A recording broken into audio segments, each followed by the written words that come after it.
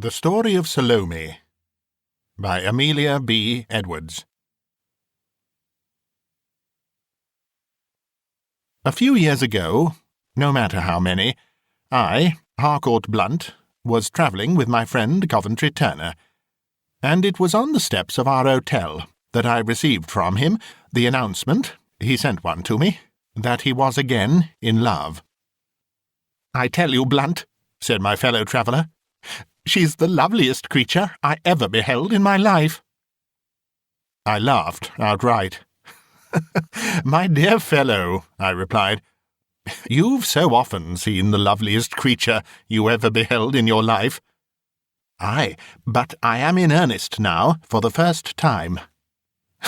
"And you have so often been in earnest for the first time. Remember the innkeeper's daughter at Cologne? A pretty housemaid whom no training could have made presentable. Then there was the beautiful American at Interlaken. Yes, but... and the Bella Marchesa at Prince Torlonia's ball. Not one of them worthy to be named in the same breath with my imperial Venetian. Come with me to the Merceria and be convinced. By taking a gondola to St. Mark's Place, we shall be there in a quarter of an hour." I went, and he raved of his new flame all the way. She was a Jewess. He would convert her. Her father kept a shop in the Merceria. What of that? He dealt only in costliest Oriental merchandise, and was as rich as a Rothschild. As for any probable injury to his own prospects, why need he hesitate on that account? What were prospects, when weighed against the happiness of one's whole life? Besides, he was not ambitious. He didn't care to go into Parliament. If his uncle, Sir Geoffrey, cut him off with a shilling, what then? He had a moderate independence of which no one living could deprive him, and what more could any reasonable man desire? I listened, smiled, and was silent. I knew Coventry Turner too well to attach the smallest degree of importance to anything that he might say or do in a matter of this kind. To be distractedly in love was his normal condition. We had been friends from boyhood, and since the time when he used to cherish a hopeless attachment to the young lady behind the counter of the tart shop at Harrow, I had never known him fancy-free for more than a few weeks at a time. He had gone through every phase of no less than 3 grandes passions during the 5 months that we had now been travelling together, and having left Rome about 11 weeks before, with every hope laid waste, and a heart so broken it could never by any possibility be put together again, he was now, according to the natural course of events, just ready to fall in love again. We landed at the Traghetto San Marco. It was a cloudless morning towards the middle of April, just 10 years ago. The ducal palace glowed in the hot sunshine. The boatmen were clustered, gossiping about the mob. The orange vendors were busy under the arches of the Piazzetta. The flaneurs were already eating ices and smoking cigarettes outside the cafes. There was an Austrian military band, strapped, buckled, mustachioed and white-coated, playing just in front of St. Mark's, and the shadow of the great bell tower slept all across the square. Passing under the low round archway leading to the Merceria, we plunged at once into that cool labyrinth of narrow, intricate, and picturesque streets, where the sun never penetrates, where no wheels are heard, and no beast of burden is seen, where every house is a shop, and every shop front is open to the ground, as in an Oriental bazaar, where the upper balconies seem almost to meet overhead, and are separated by only a strip of burning sky, and where more than 3 people cannot march abreast in any part. Pushing our way, as best we might, through the motley crowd that here chatters, cheapens, buys, sells, and perpetually bustles to and fro, we came presently to a shop for the sale of Eastern goods. A few glass jars filled with spices, and some pieces of stuff, untidily strewed the counter next to the street. But within, dark and narrow though it seemed, the place was crammed with costliest merchandise, cases of gorgeous Oriental jewellery, embroideries and fringes of massive gold and silver bullion, precious drugs and spices, exquisite toys in filigree, miracles of carving in ivory, sandalwood and amber, jewelled yataghans, scimitars of state, rich with barbaric pearl and gold, bales of cashmere shawls, China silks, India muslins, gauzes, and the like, filled every inch of available space from floor to ceiling, leaving only a narrow lane from the door to the counter, and a still narrower passage to the rooms beyond the shop. We went in. A young woman, who was sitting reading on a low seat behind the counter, laid aside her book and rose slowly. She was dressed wholly in black. I cannot describe the fashion of her garments. I only know that they fell about her in long, soft, trailing folds, leaving a narrow band of fine cambric visible at the throat and wrists, and that, however graceful and unusual this dress may have been, I scarcely observed it, so entirely was I taken up with admiration of her beauty. For she was indeed very beautiful, beautiful in a way that I had not anticipated. Coventry Turner, with all his enthusiasm, had failed to do her justice.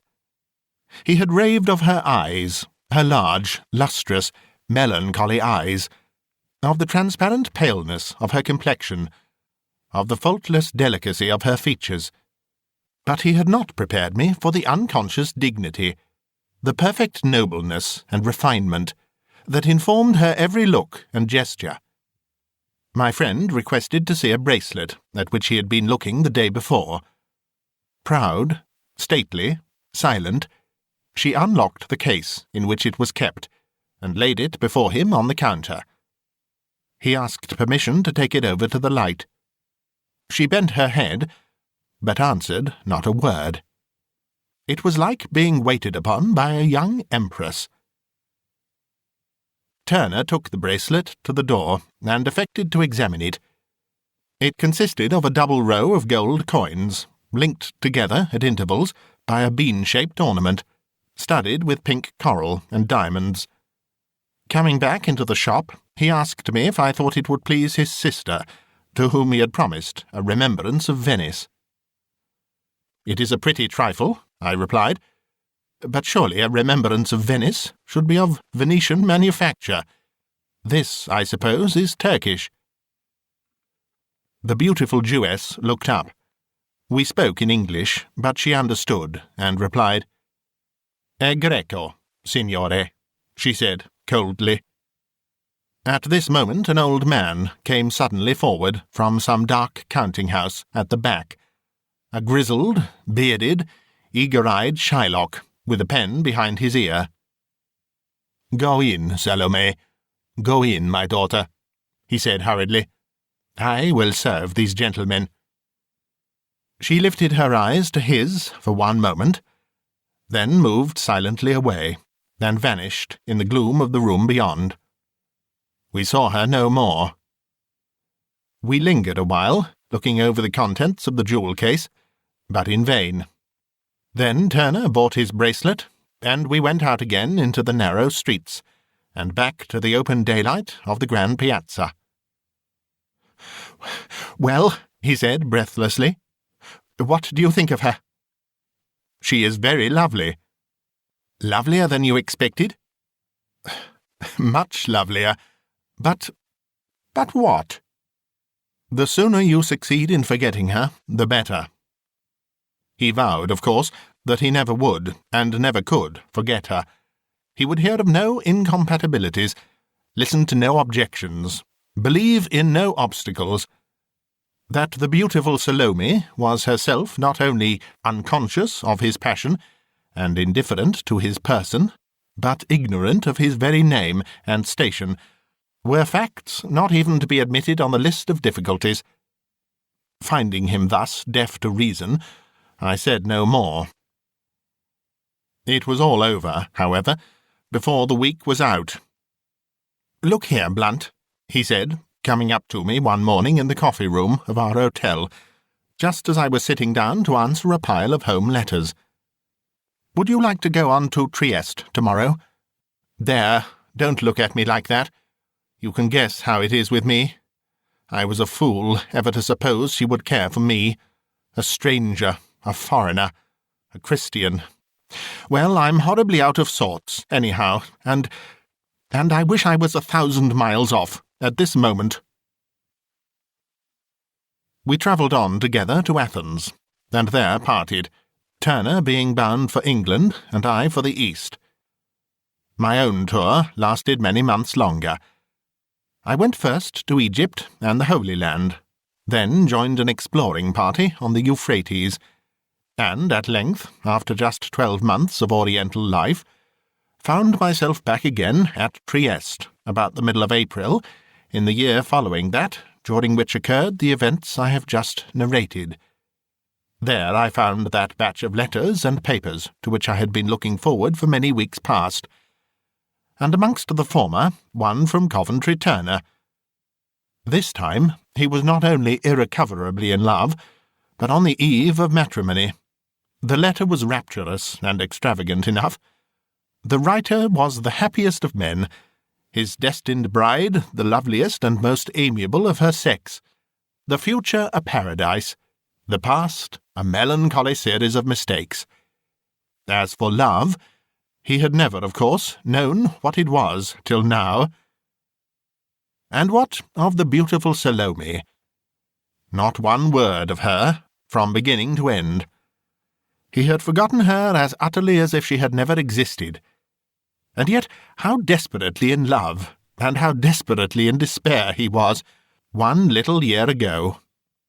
Ah, yes, but then it was 1 little year ago, and who that had ever known Coventry Turner would expect him to remember la plus grande des grands passions for even half that time?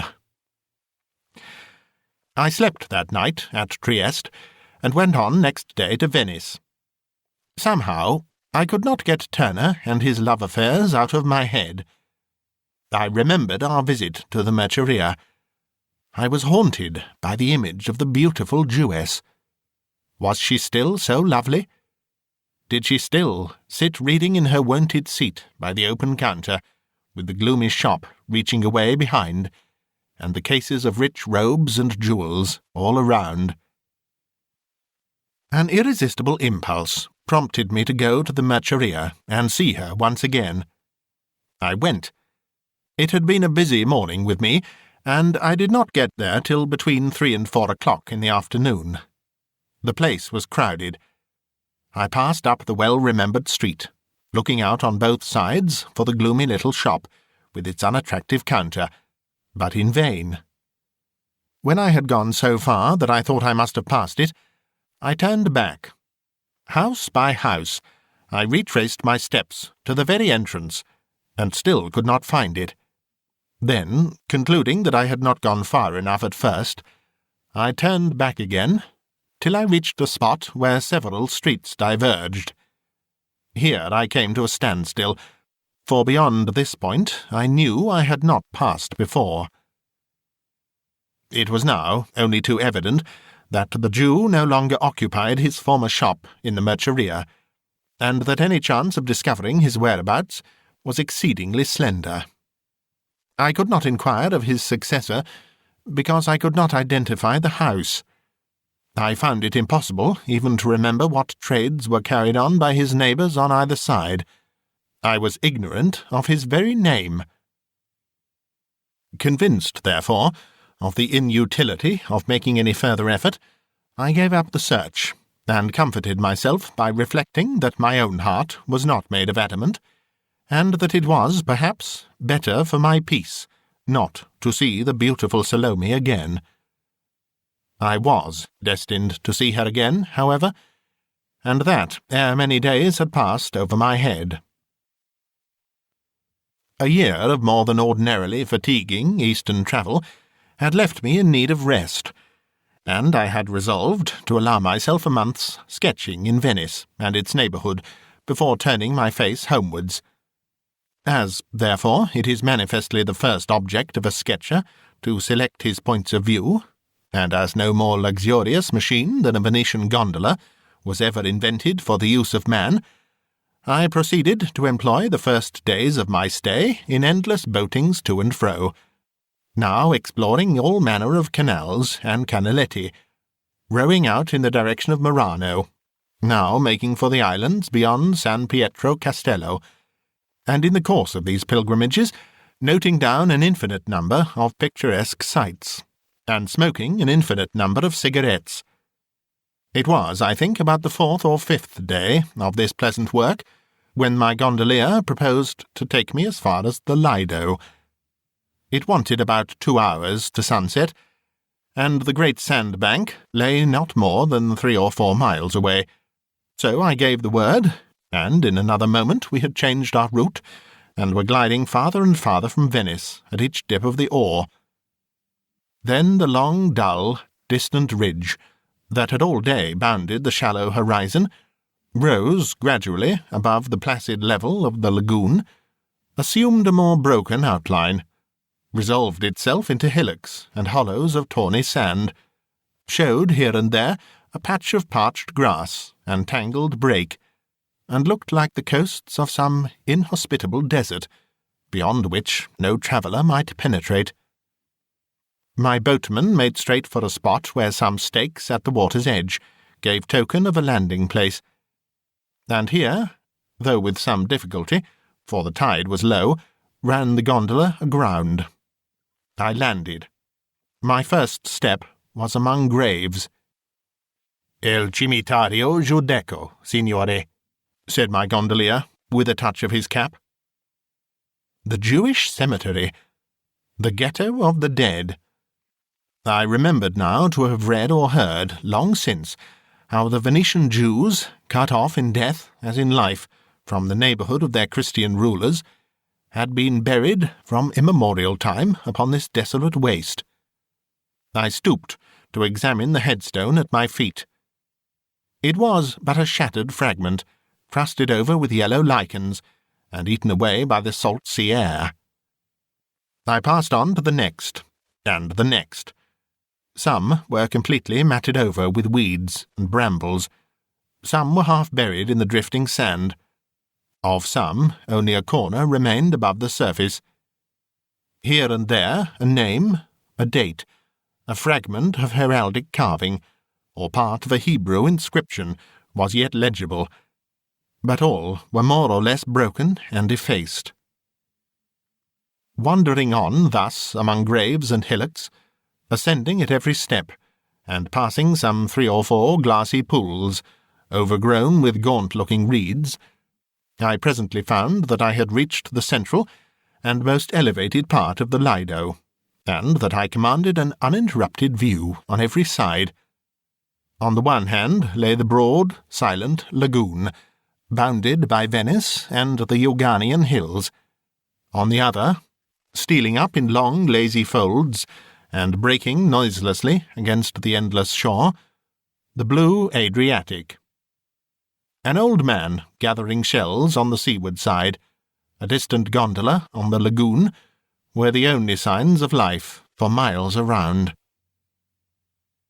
Standing on the upper ridge of this narrow barrier, looking upon both waters, and watching the gradual approach of what promised to be a gorgeous sunset, I fell into one of those wandering trains of thought, in which the real and unreal succeed each other as capriciously as in a dream. I remembered how Goethe here conceived his vertebral theory of the skull, how Byron, too lame to walk, kept his horse on the Lido, and here rode daily to and fro, how Shelley loved the wild solitude of the place, wrote of it in Julian and Madelot, listened, perhaps, from this very spot, to the madhouse bell on the island of San Giorgio. Then I wondered if Titian had ever come hither from his gloomy house on the other side of Venice to study the gold and purple of these western skies, if Othello had walked here with Desdemona, if Shylock was buried yonder, and Lear, whom he loved when he was a bachelor. And then, in the midst of my reverie, I came suddenly upon another Jewish cemetery. Was it indeed another, or but an outlying portion of the first? It was evidently another, and a more modern one. The ground was better kept. The monuments were newer. Such dates as I had succeeded in deciphering on the broken sepulchres lower down were all of the 14th and 15th centuries, but the inscriptions upon these bore reference to quite recent interments. I went on a few steps farther. I stopped to copy a quaint Italian couplet on one tomb, to gather a wild forget-me-not from the foot of another, to put aside a bramble that trailed across a third, and then I became aware, for the first time, of a lady sitting beside a grave not a dozen yards from the spot on which I stood. I had believed myself so utterly alone, and was so taken by surprise, that for the first moment I could almost have persuaded myself that she also was of the stuff that dreams are made of. She was dressed from head to foot in the deepest mourning, her face turned from me, looking towards the sunset, her cheek resting in the palm of her hand. The grave by which she sat was obviously recent.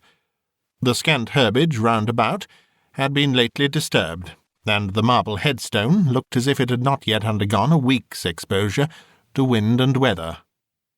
Persuaded that she had not observed me, I lingered for an instant looking at her. Something in the grace and sorrow of her attitude, something in the turn of her head and the flow of her sable draperies, arrested my attention. Was she young? I fancied so. Did she mourn a husband, a lover, a parent? I glanced towards the headstone. It was covered with Hebrew characters, so that, had I even been nearer, it could have told me nothing. But I felt that I had no right to stand there, a spectator of her sorrow, an intruder on her privacy. I proceeded to move noiselessly away. At that moment, she turned and looked at me. It was Salome. Salome, pale and worn, as from some deep and wasting grief, but more beautiful, if that could be, than ever. Beautiful, with a still more spiritual beauty than of old, with cheeks so wan, and eyes so unutterably bright and solemn, that my very heart seemed to stand still as I looked upon them. For 1 second I paused, half fancying, half hoping, that there was recognition in her glance. Then, not daring to look or linger longer, turned away. When I had gone far enough to do so without discourtesy, I stopped and gazed back. She had resumed her former attitude, and was looking over towards Venice and the setting sun. The stone by which she watched was not more motionless. The sun went down in glory. The last flush faded from the domes and bell towers of Venice. The western peaks changed from rose to purple, from gold to grey. A scarcely perceptible film of mist became all at once visible upon the surface of the lagoon, and overhead the first star trembled into light. I waited and watched till the shadows had so deepened that I could no longer distinguish one distant object from another. Was that the spot? Was she still there? Was she moving? Was she gone? I could not tell. The more I looked, the more uncertain I became. Then, fearing to miss my way in the fast-gathering twilight, I struck down towards the water's edge, and made for the point at which I had landed. I found my gondolier fast asleep, with his head on a cushion, and his bit of gondola carpet thrown over him for a counterpane. I asked if he had seen any other boat put off from the Lido since I left. He rubbed his eyes, started up, and was awake in a moment. "Per Bacco, signore, I have been asleep," he said apologetically. I have seen nothing. Did you observe any other boat moored hereabouts when we landed? None, signore. And you have seen nothing of a lady in black? He laughed and shook his head. Consolatevi, signore, he said archly. She will come tomorrow. Then, finding that I looked grave, he touched his cap, and with a gentle "Scusate, signore," took his place at the stern, and there waited. I bade him row to my hotel, and then, leaning dreamily back in my little dark cabin, I folded my arms, closed my eyes, and thought of Salome. How lovely she was! How infinitely more lovely than even my first remembrance of her! How was it that I had not admired her more that day in the Merceria? Was I blind, or had she become indeed more beautiful? It was a sad and strange place in which to meet her again. By whose grave was she watching? By her father's? Yes, surely by her father's. He was an old man when I saw him, and in the course of nature had not long to live. He was dead, hence my unavailing search in the Merceria. He was dead. His shop was let to another occupant. His stock in trade was sold and dispersed. And Salome, was she left alone? Had she no mother, no brother, no lover? Would her eyes have had that look of speechless woe in them, if she had had any very near or dear tie left on earth? Then I thought of Coventry Turner, and his approaching marriage. Did he ever really love her? I doubted it. True love, saith an old song, can ne'er forget. But he had forgotten, as though the past had been a dream.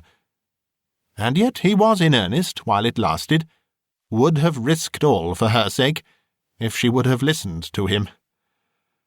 Ah, if she had listened to him! And then I remembered that he had never told me the particulars of that affair.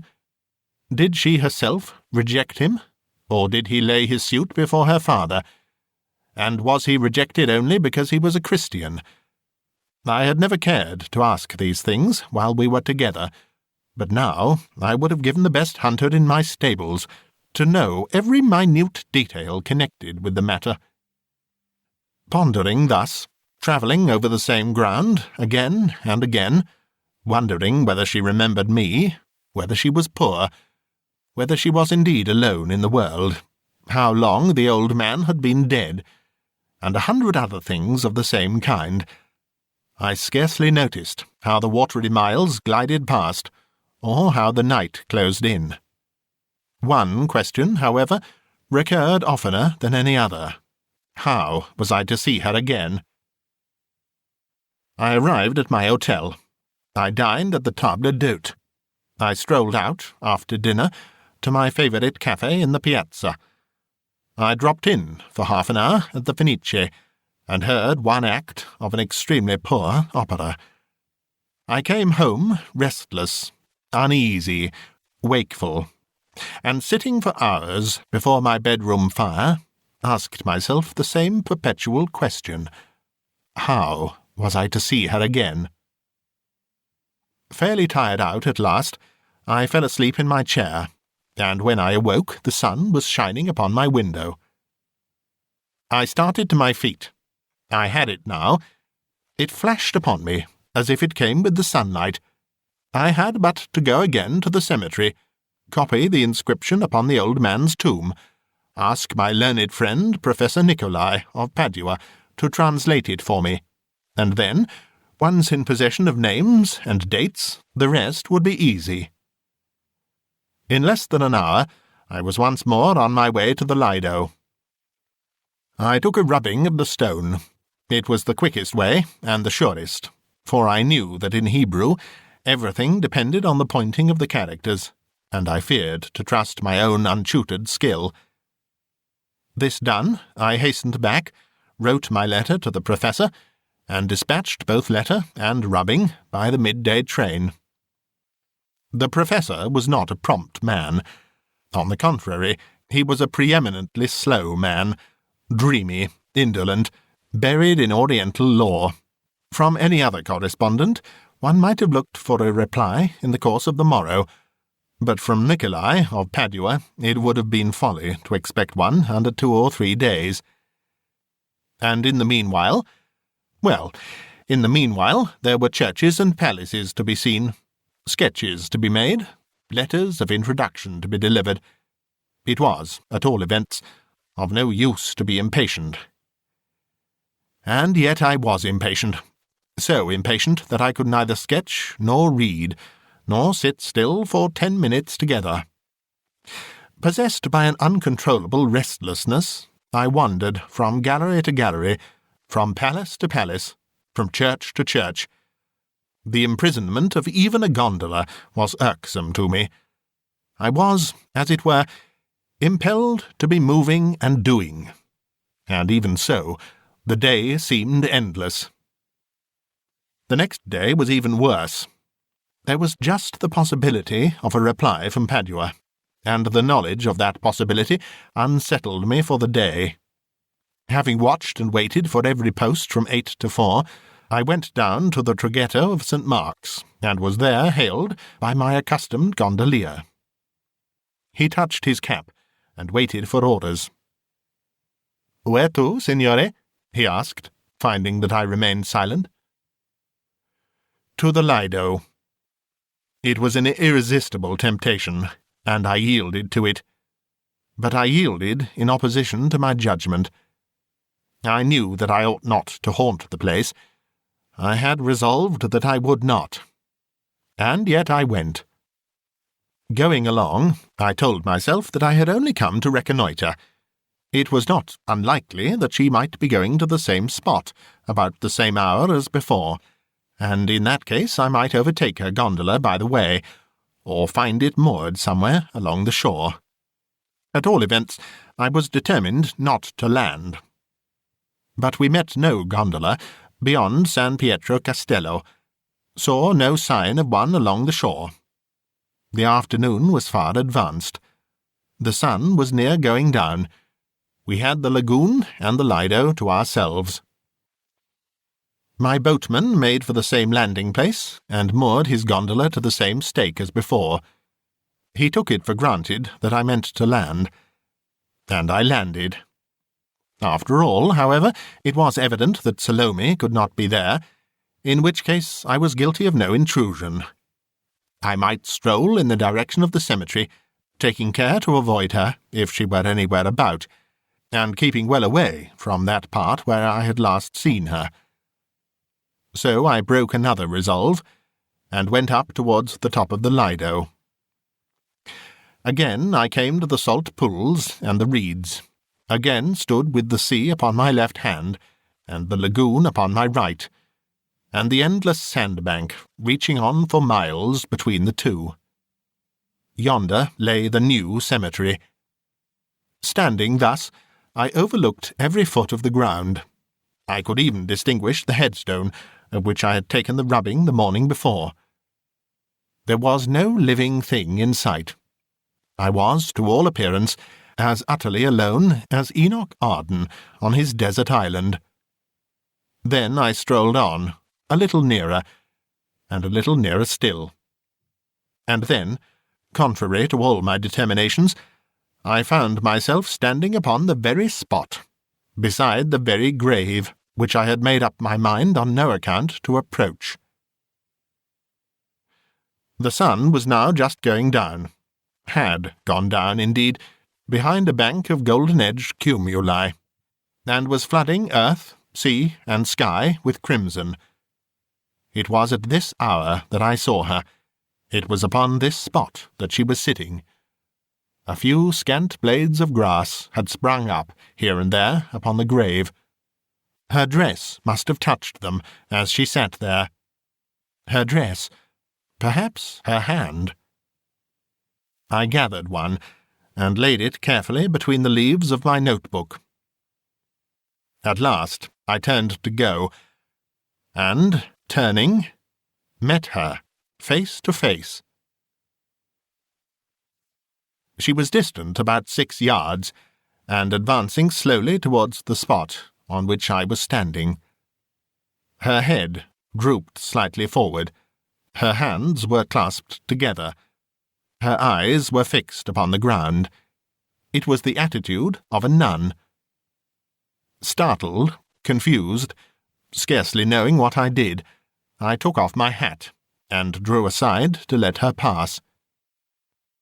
She looked up, hesitated, stood still, gazed at me with a strange, steadfast, mournful expression, then dropped her eyes again, passed me without another glance, and resumed her former place and attitude beside her father's grave. I turned away. I would have given worlds to speak to her, but I had not dared, and the opportunity was gone. Yet I might have spoken. She looked at me with so strange and piteous an expression in her eyes, continued looking at me as long as one might have counted 5. I might have spoken. I surely might have spoken. And now... now it was impossible.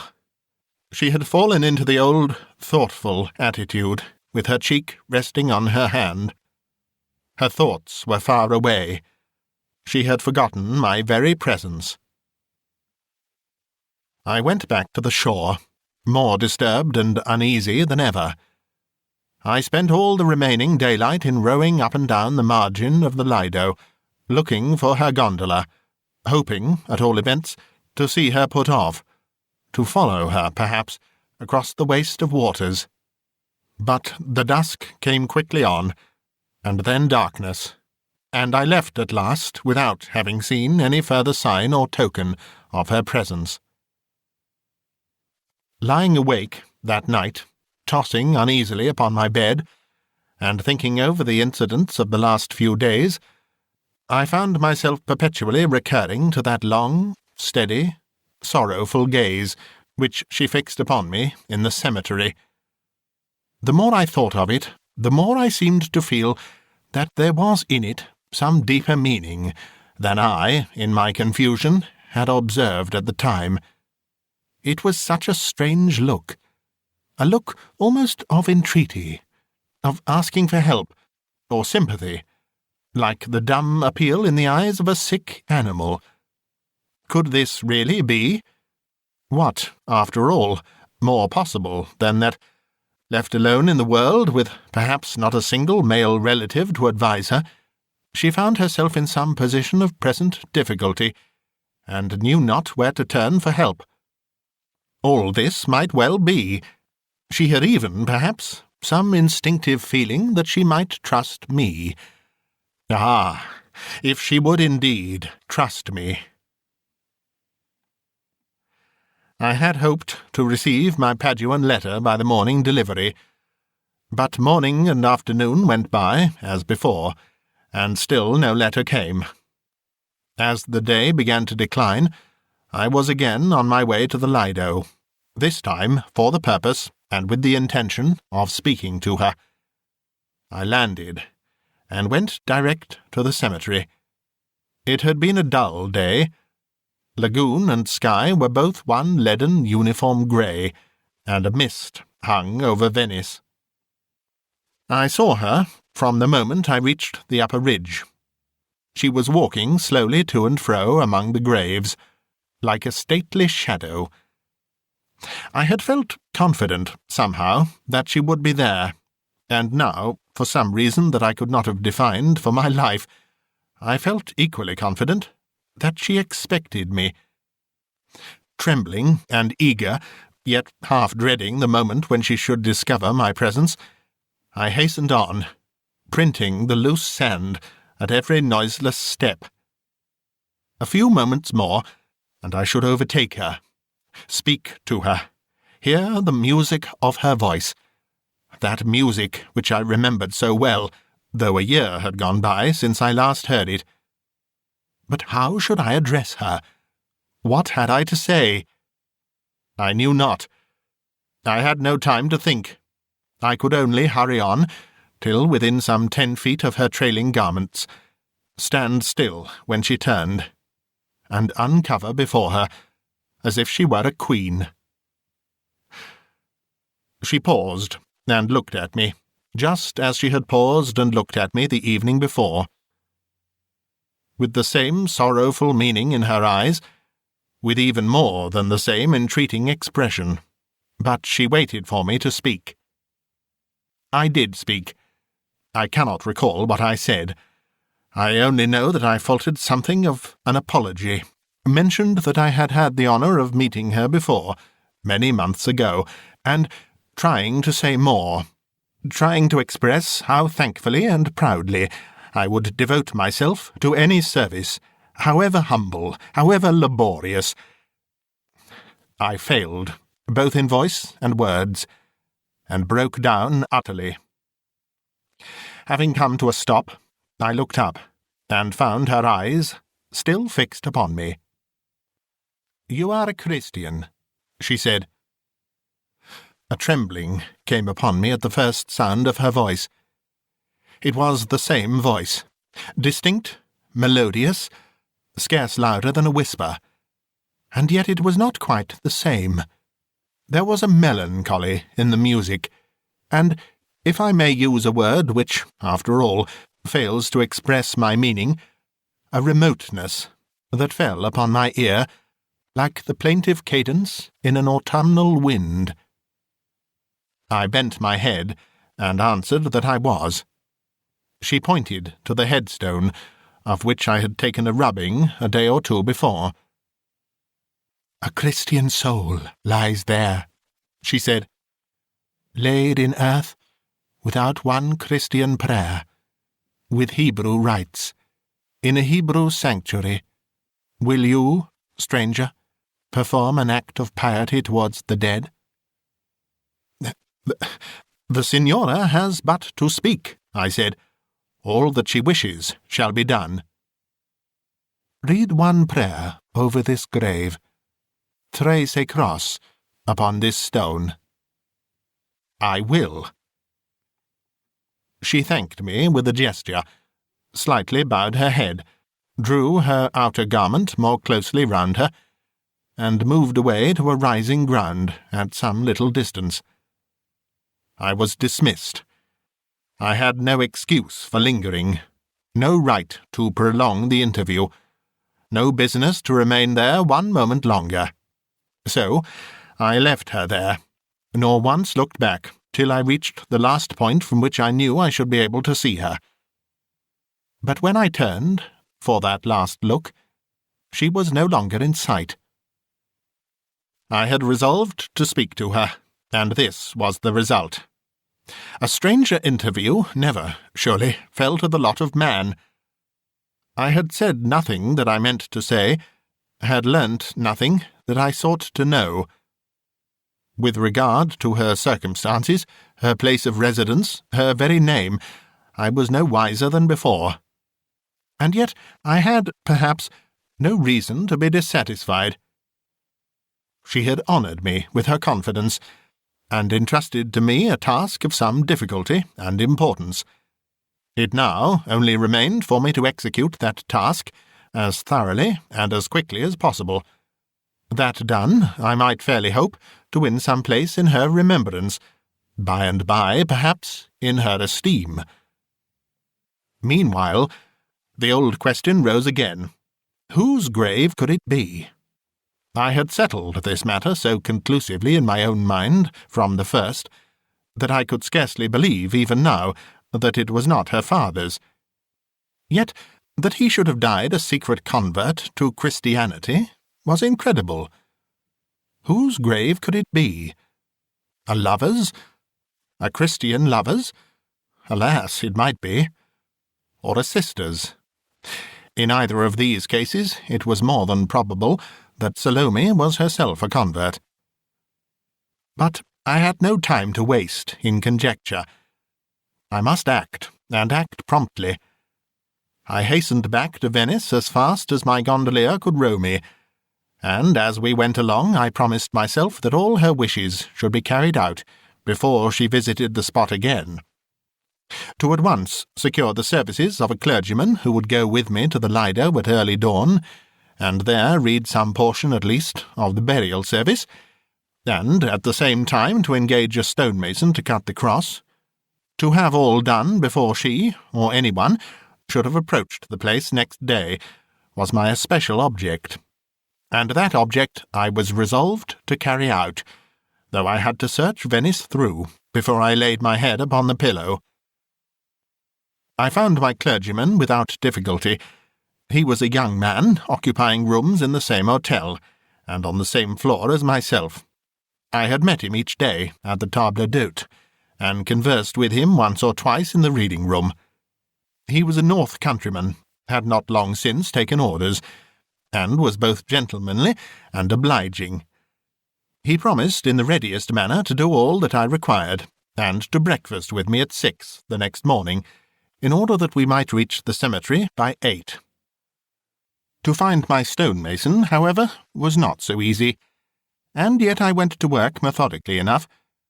I began with the Venetian Directory, then copied a list of stonemasons' names and addresses, then took a gondola à deux rampes, and started upon my voyage of discovery. But a night's voyage of discovery among the intricate back canaletti of Venice is no very easy and no very safe enterprise. Narrow, tortuous, densely populated, often blocked by huge hay, wood, and provision barges, almost wholly unlighted, and so perplexingly alike that no mere novice in Venetian topography need ever hope to distinguish one from another. They baffle the very gondoliers, and are a terra incognita to all but the dwellers therein. I succeeded, however, in finding 3 of the places entered on my list. At the first I was told that the workman of whom I was in quest was working by the week somewhere over by Murano, and would not be back again till Saturday night. At the second and third, I found the men at home, suppering with their wives and children at the end of the day's work, but neither would consent to undertake my commission. One, after a whispered consultation with his son, declined reluctantly. The other told me plainly that he dared not do it, and that he did not believe I should find a stonemason in Venice who would be bolder than himself. The Jews, he said, were rich and powerful, no longer an oppressed people, no longer to be insulted, even in Venice, with impunity. To cut a Christian cross upon a Jewish headstone in the Jewish cemetery would be a sort of sacrilege, and punishable, no doubt, by the law. This sounded like truth, so finding that my rowers were by no means confident of their way, and that the canaletti were dark as the catacombs, I prevailed upon the stonemason to sell me a small mallet and a couple of chisels, and made up my mind to commit the sacrilege myself. With this single exception, all was done next morning as I had planned to do. My new acquaintance breakfasted with me, accompanied me to the Lido, read such portions of the burial service as seemed proper to him, and then, having business in Venice, left me to my task. It was by no means an easy one. To a skilled hand it would have been, perhaps, the work of half an hour, but it was my first effort, and, rude as the thing was, a mere grooved attempt at a Latin cross, about 2 inches and a half in length, cut close at the bottom of the stone, where it could be easily concealed by a little piling of the sand. It took me nearly 4 hours to complete. While I was at work, the dull grey morning grew duller and greyer. A thick sea fog drove up from the Adriatic, and a low moaning wind came and went, like the echo of a distant requiem. More than once I started, believing that she had surprised me there, fancying I saw the passing of a shadow, heard the rustling of a garment, the breathing of a sigh. But no, the mists and the moaning wind deceived me. I was alone. When at length I got back to my hotel, it was just 2 o'clock. The hall porter put a letter into my hand as I passed through. One glance at that crabbed superscription was enough. It was from Padua. I hastened to my room, tore open the envelope, and read these words. Caro Signore, the rubbing you send is neither ancient nor curious, as I fear you suppose it to be. Altro, it is of yesterday. It merely records that one Salome, the only and beloved child of a certain Isaac da Costa, died last autumn on the 18th of October, aged 21 years, and that by the said Isaac da Costa this monument is erected to the memory of her virtues and his grief. I pray you, caro signore, to receive the assurance of my sincere esteem. Niccolo Nicolai, Padua, April 27th, 1857. The letter dropped from my hand. I seemed to have read without understanding it. I picked it up, went through it again, word by word, sat down, rose up, took a turn across the room, felt confused, bewildered, incredulous. Could there, then, be two Salomes, or was there some radical and extraordinary mistake? I hesitated. I knew not what to do.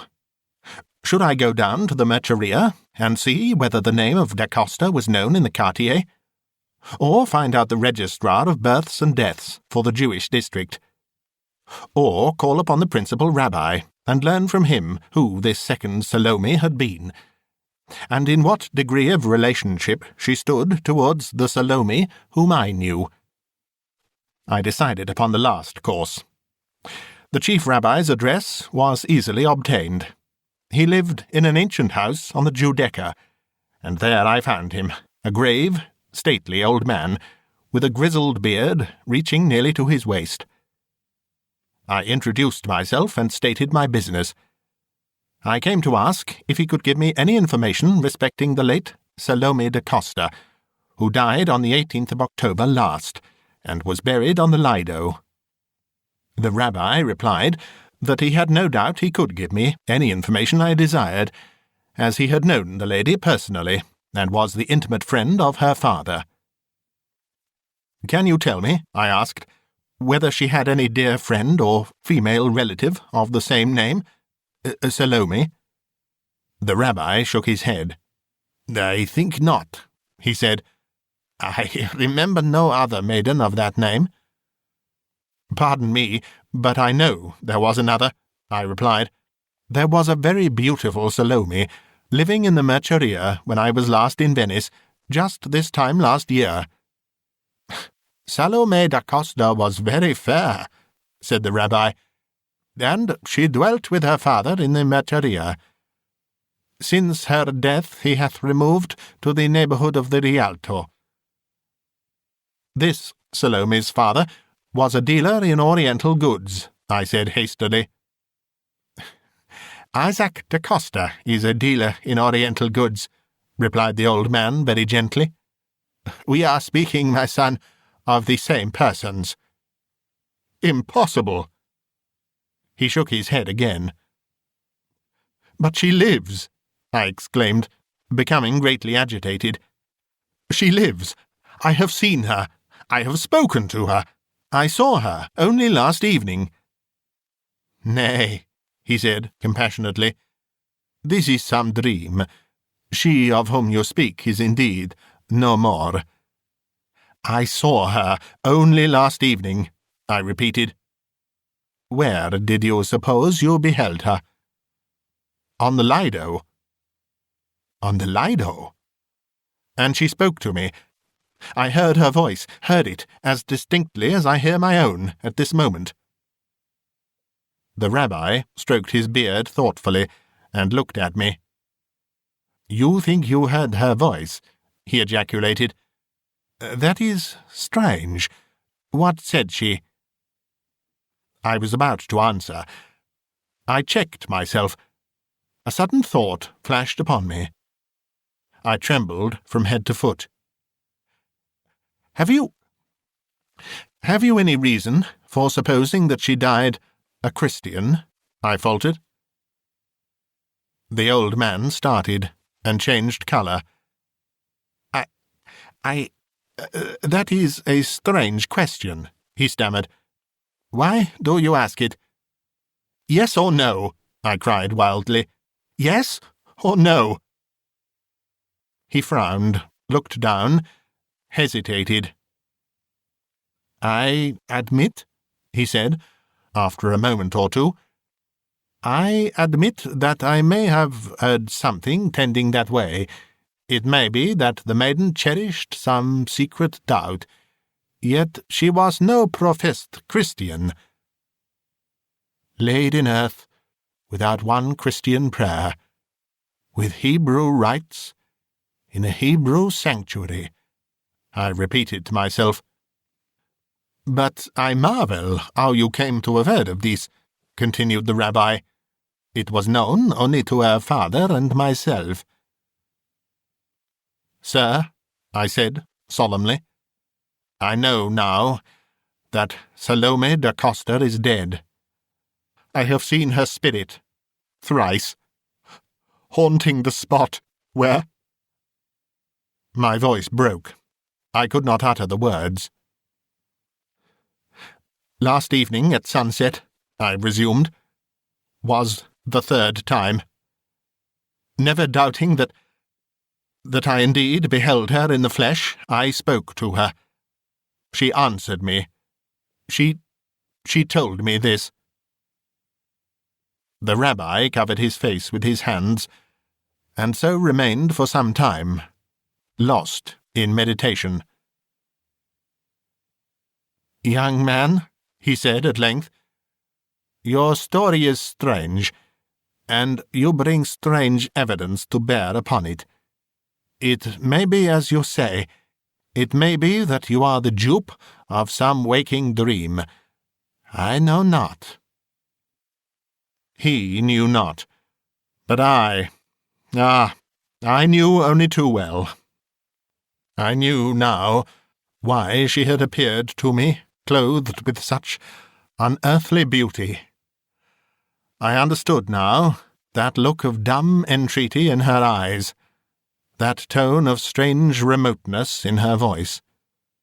The sweet soul could not rest amid the dust of its kinsfolk, unhouselled, unanointed, unannealed, lacking even one Christian prayer above its grave. And now, was it all over? Should I never see her more? Never? Ah, never. How I haunted the Lido at sunset for many a month, till spring had blossomed into autumn, and autumn had ripened into summer. How I wandered back to Venice, year after year, at the same season, while yet any vestige of that wild hope remained alive. How my heart has never throbbed, my pulse never leaped, for love of mortal woman, since that time, are details into which I need not enter here. Enough that I watched and waited, but that her gracious spirit appeared to me no more. I wait still, but I watch no longer. I know now that our place of meeting will not be here.